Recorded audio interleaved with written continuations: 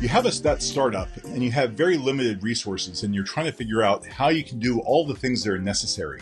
Well, the good news is that there's a lot of new AI tools that are out there to help you, and that's exactly what we're going to be talking about on this week's Startup Lantern.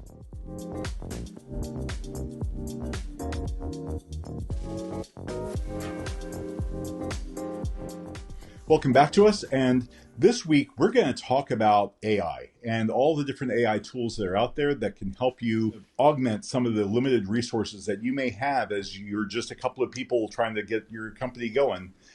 So my name is Druce MacFarlane, and I'd like to introduce you to John Duren. So John has a tendency of being very modest, but John has actually been doing a lot of work in AI. So John, would you like to talk a little bit about that? Thanks, Druce. So I guess maybe let me preface that with just this thought. I know that probably every podcast out there is covering AI. It's on every news channel. It's in probably every article that you read. And our goal today is not to rehash the entire world of AI. We really wanted to just talk about a few practical ways that would help the entrepreneur get started. Because as Druce said there at the beginning, if you have an idea, chances are at this point you are working on a very limited budget, very limited resources, and you're trying to do things as efficiently as possible. Take advantage of the tools you have available. And that was AI being the first and foremost. When it comes to research, we have a number of episodes back at the beginning of our series talking about how do you research your product or your plan? How do you research, patent concepts, things like that. Take advantage of the AI tools out there. Use those, ask questions, get involved with the AI research capabilities. The chatbots at this point have the collective knowledge of most of what the internet knows at your fingertips if you just ask the right questions. Sometimes the hard part is asking the right question, but take advantage of that to help do some of that early research to know about your product. And then as you get beyond that research part, I think the next step, which is one of the most common uses of AI over 10 years, AI is not a new thing. It's been around for a long time. Business has been using it for 10 plus years to do a lot of the business analytics. Now, if you're not a master of business analytics, hopefully you can get some of what you need with simple prompts. If not, you may need to go beyond that. But that's just another way that it could benefit you in the early steps.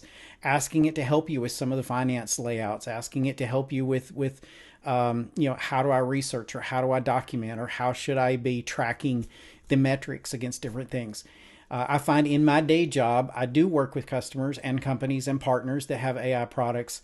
And I find myself using AI every day to ask questions about how could I be more efficient at performing this task. To a point that you made very early on here, it's like we are certainly not trying to say that AI is the be-all, end-all and the solution to every single one of your problems. Anybody who's been paying attention to the news lately knows that there's been a lot of circumstances where it turned out that ChatGPT was lying, or ChatGPT was not necessarily checking all of its references out all that well. So you have to be aware of that. You have to definitely, as you're trying to go through this, you have to be cognizant of the fact that you can't just take everything that comes out of a tool like that and just assume that it is ready for general consumption. There's some things that it's really good at, and then there's some things that it's bad at.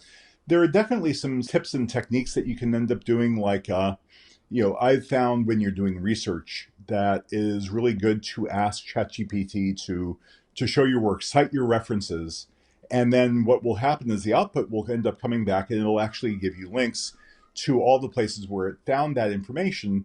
So you can go back and you can double check just to make sure that the information that it's provided you is actually relevant or real, which is a definite problem sometimes.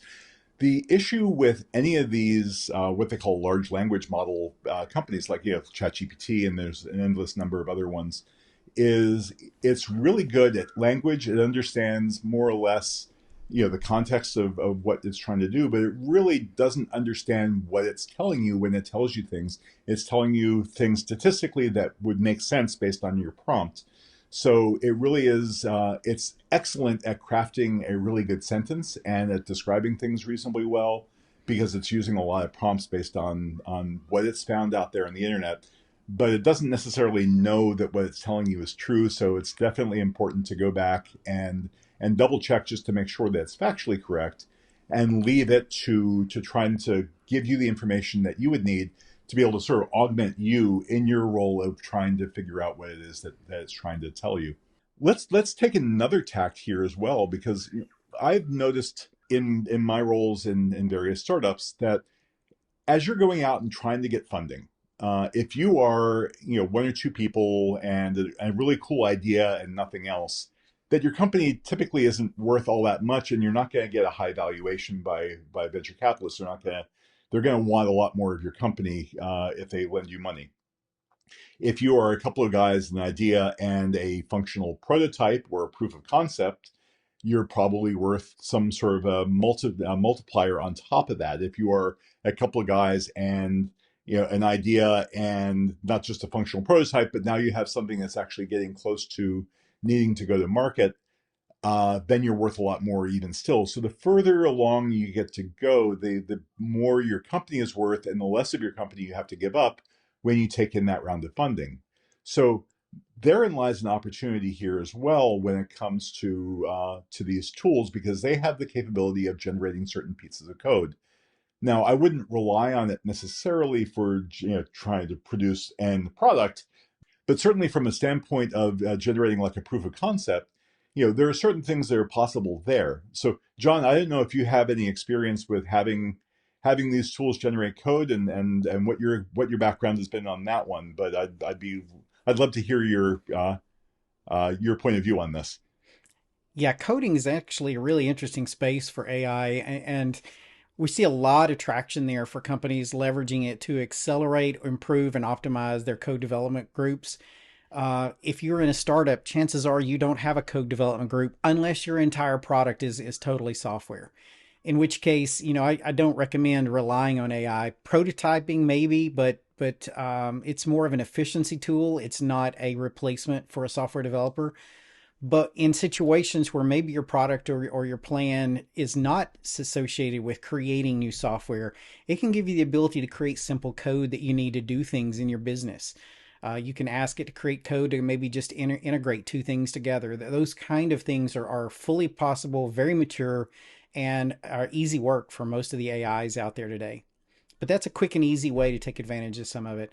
Same thing goes for, extending that over into the world of marketing. There are tools out there in AI that will create images for you, will save you from having to invest in some of the stock image tools and capabilities and libraries.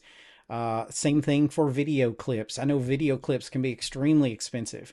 There's AI tools that will generate short videos for you to help demonstrate your ideas, to make your presentations more powerful, to help get your points across easier and faster to those when you're trying to sell to angel investors, to venture capitalists, or to your first early adopter customers. But document creation, Druce, you mentioned that's probably one of the most powerful areas because there's a lot of documentation in the early phase. What are your experience? Because I suspect with what you do in a security perspective, documentation is important. How else have you seen and used? There's a lot of things where language will end up coming into play sometimes where it's not necessarily marketing related. It may just be documentation. So, documenting how an API works, or documenting how certain code works. And all those things are sometimes necessary for compliance purposes. And again, this can go a long way toward that. If you can ask a large language model to review your code and then document it, that's going to make you just look all that much more on top of things than your typical startup. Druce, I think I may wrap it up with this. A quote that I'm pretty sure came out of NVIDIA, which I actually share with customers frequently. You're not going to lose your job to AI. AI is not that sophisticated yet. You may very well lose your job to someone who knows how to use AI. And I would say if you're working a startup company now and you are looking at the hope of getting some funding, you may not lose that funding to an AI, but there is a pretty good chance you might lose that funding to other companies who are finding ways to leverage AI to give them that competitive advantage. So take advantage of every tool you have at your disposal. And this is just one. I would say my suggestion to everyone listening is go listen to some podcasts, read up on AI, learn about prompt engineering, how to ask great questions, how to use the documentation tools more effectively and more efficiently to target your message to specific personas, to target your message for different purposes like marketing versus sales, those kind of things. The tools are out there. They're getting better every day. Another quote that we like to use is the AI you use today will be the worst you will ever use. It's only going to get better. And chances are that by the time we take this episode from recording through post editing out to production, half of what we've said is already going to be outdated because AI is evolving so fast. So jump on board, take a look, see what you can do to use that technology. The less you think of this as being a chore and the more you think about this as just being another cool tool, this should be just part of your vernacular now. This is really something that you should just be referring to every so often. I know a lot of people who basically almost every serious email that they write, they then copy it, they paste it and say, rewrite this thing and have it spit it back out. It's not necessarily going to change anybody's jobs. It makes everybody's job a little bit better. And that's really been the history of all computing, if you go back far enough.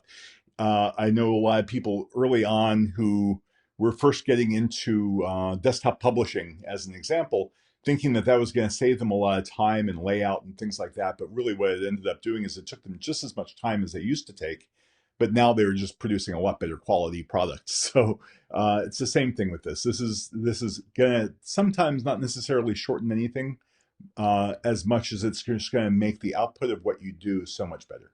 We appreciate you joining us today for this episode of the Startup Lantern. If you like what you hear, we encourage you to subscribe to our podcast series, to our feed here. Please continue to participate. We encourage you to share your thoughts, your ideas, your challenges. And we know that AI is a really big topic across all industry.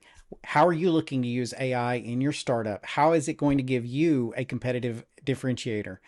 We look forward to hearing more from you as we build on this community of like-minded entrepreneurs. So thanks for tuning in to the Startup Lantern.